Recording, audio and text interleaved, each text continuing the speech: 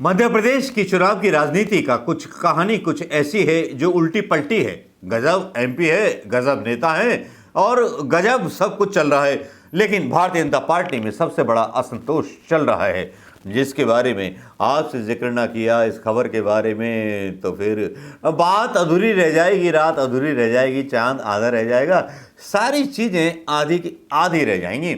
लेकिन ये जो न्यूज़ है कि भाजपा में सबसे ज़्यादा असंतोष हो रहा है, 60 नेता के जो करीब हैं वो भारतीय जनता पार्टी को छोड़ जाएंगे। लेकिन यहाँ ग्वालियर चंबल में चुनाव हारने के बावजूद मिले सरकारी पद, इन्हें फिर से टिकट मिलने की संभावना से नाराजगी हो गई है भाजपा में। सिंधिया के खिलाफ भारतीय जनता पार्टी में एक धड़ा ऐसा है जिसने नाराजगी का मतलब राष्ट्रवादी झंडा खड़ा कर दिया है। यहाँ रिपोर्ट है दैनिक भास्कर की कि हमने कल आपको मध्य प्रदेश के भाजपा के नाराज नेताओं की लिस्ट के बारे में बताया था। ये लिस्ट भाजपा के चाणक्य कहे जाने वाले गृह मंत्री अमित शाह की टेबल तक भी पहुंच गई है। चुनाव को अब करीब 4 महीने बचे हैं, ऐसे में भाजपा नेताओं की पेशानी पर बल है। नाराज नेताओं को लेकर के भाजपा का पिछला अनुभव बेहद खराब रहा है। नाराजगी के चलते 2020 के विधानसभा उपचुनाव में भाजपा को कई सीटों पर हार का मुंह देखना पड़ा था। यही कारण है कि अब हर नाराज नेता को मनाने की भरसक तैयारी चल रही है। दैनिक भास्कर ने नाराज नेताओं की लिस्ट की पड़ताल की तो पता चला कि सबसे ज्यादा नाराज नेता ग्वालियर चंबल क्षेत्र के हैं। इस नाराजगी का कारण ज्योतिरादित्य सिंधिया और उनके समर्थक हैं। पुराने और नाराज भाजपा नेताओं का कहना है कि ये बाहर से लाए गए हैं और हम भाजपा में ही हैं। इसके बावजूद पार्टी सिंधिया समर्थकों को ज्यादा तवज्जो दे रही है,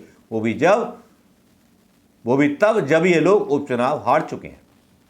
भास्कर ने अब इसी अंचल के एक नेता से बात की तो उनका दर्द छटक आया, बहुत परेशान हो गए। उन्होंने कहा कि हमें सिंधिया और उनके समर्थकों के बीजेपी में आने से कोई परेशानी लगी नहीं है, लेकिन पार्टी स्तर पर उन्हें ज़्यादा तवज्जो दी जा रही है। इसके मूल विचारधारा वाले असली भाजपा नेता उपेक्षित महसूस कर रहे हैं। सिंधिया समर्थक विधायक उपचुनाव हार चुके हैं, उनके बावजूद उन्हें निगम मंडल की कमान सौंपी गई, लेकिन 2018 में चुनाव हारने वालों की कोई पद नहीं दिया गया जो बीजेपी के लोग थे। ये अगले चुनाव के लिए टिकट की दावेदारी तो कर रहे हैं, लेकिन सिंधिया समर्थकों को प्राथमिकता मिलने की संभावना के चलते कई नेता विकल्प पर विचार भी कर रहे हैं। जानकार बताते हैं कि ज्योतिरादित्य सिंधिया और उनके समर्थकों को बीजेपी में शामिल हुए करीब 3 साल हो गए हैं, वापस चुनाव आ गए हैं। ग्वालियर चंबल में भाजपा के पुराने नेता सिंधिया समर्थकों को अपना नहीं पाए हैं। चुनावी साल में भाजपा ने अपने पुराने नेताओं को अवॉइड कर सिंधिया समर्थकों को न केवल अहम जिम्मेवारी दी, बल्कि उन्हें कई समितियां और मंडल में जगह दी।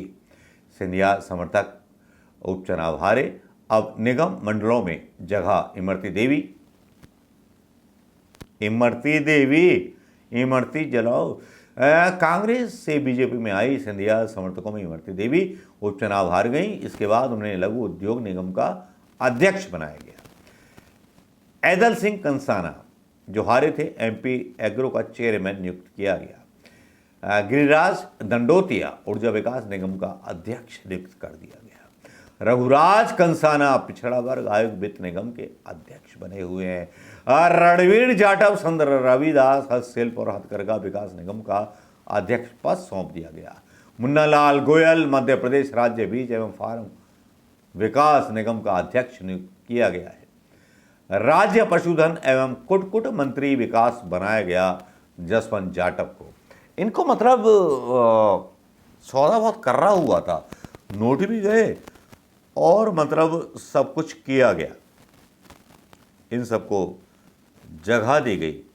2018 में चुनाव हारने वाले 2 नेताओं को दिया पद। मंजू दादू नेपानगर से विधायक रहीं। 2018 में कांग्रेस की सुमित्रा देवी कासडेकर से चुनाव हार गईं, लेकिन कासडेकर बीजेपी में शामिल हो गईं। उपचुनाव के दौरान मंजू दादू के बगावती तेवर देखने मिले थे। फरवरी 2023 में उन्हें एमपी विपणन बोर्ड का अध्यक्ष बना दिया गया। रामलाल रोतेल अनूपपुर से विधायक रहे। 2018 में कांग्रेस के बिसाहू लाल सिंह से चुनाव हार गए। सिंधिया समर्थकों के साथ बिसाहू लाल भी बीजेपी में शामिल हो गए। ये वही बिसाहू लाल हैं जो सारंगी बचा रहे थे राहुल गांधी के भाषण पर। अब उनका टिकट का दावा मौजूद है। ऐसे में रौतेल को कोल विकास प्राधिकरण का अध्यक्ष बना दिया गया। अब कौन कौन नाराज है भाई, ये भी सुन लीजिए। रुस्तम सिंह शिवराज सरकार में स्वास्थ्य मंत्री रह चुके हैं।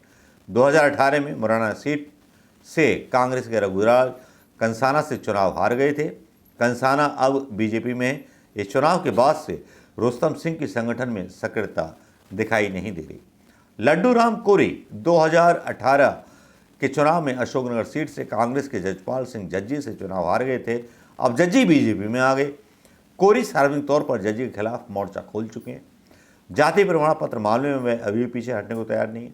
ब्रजमोहन सिंह गुना जिले की बमौरी सीट से अपने पुत्र महेंद्र किरार के लिए टिकट मांग रहे हैं। ब्रजमोहन 2018 में महेंद्र सिंह से चुनाव हार चुके हैं। उस समय सिसोदिया कांग्रेस में थे। इस चुनाव के लिए ब्रजमोहन ने महेंद्र किरार का नाम आगे किया। बीरेंद्र रघुवंशी शिवपुरी जिले के कोलारा सीट से विधायक बीरेंद्र रघुवंशी तो बैठक में मुख्यमंत्री शिवराज सिंह चौहान के सामने ही प्रभारी मंत्री महेंद्र सिंह सिसोदिया के खिलाफ मोर्चा खोल चुके हैं। उन्हें लगता है सिसोदिया उनसे ज़्यादा तरजीह महेंद्र यादव को देते हैं, उनके टिकट के लिए लॉबिंग कर रहे हैं।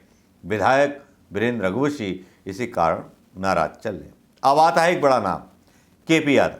केपी यादव बीजेपी के केपी यादव गुना शिवपुरी सांसद केपी यादव की नाराजगी किसी से छिपी नहीं है। कई बार सिंधिया समर्थकों के साथ उनका आरोप प्रत्यारोप का दौर भी हुआ है। खुलेआम उन्होंने सिंधिया समर्थकों पर प्रोटोकॉल के उल्लंघन को लेकर के आरोप लगाए हैं। ये सिंधिया समर्थकों के कार्यक्रमों से खुद को दूर रखते हैं। राजेश सोनकर 2018 में इंदौर की सांवेर सीट से कांग्रेस के तुलसी सिलावट से चुनाव हारे। सिलावट अब शिवराज सरकार के मंत्री हैं। अगले चुनाव में सिलावट को ही टिकट मिलेगी। अब भैया इतनी बड़ी खबर और इतना बड़ा कांड, अब आप समझ लीजिए कि भारतीय जनता पार्टी में चल क्या रहा है। पार्टी में बगावत तो हो ही चुकी है, लेकिन मध्य प्रदेश की एक न्यूज़ ये है कि बागेश्वर धाम बाले बाबा को कमलनाथ ने अपनी छिंदवाड़ा सीट पर बुलाया है और 3 दिन की रामकथा है वहां पर बागेश्वर धाम वाले बाबा। उनका अपना निर्णय है भारतीय जनता पार्टी को भारतीय जनता पार्टी की चाल से हराने का।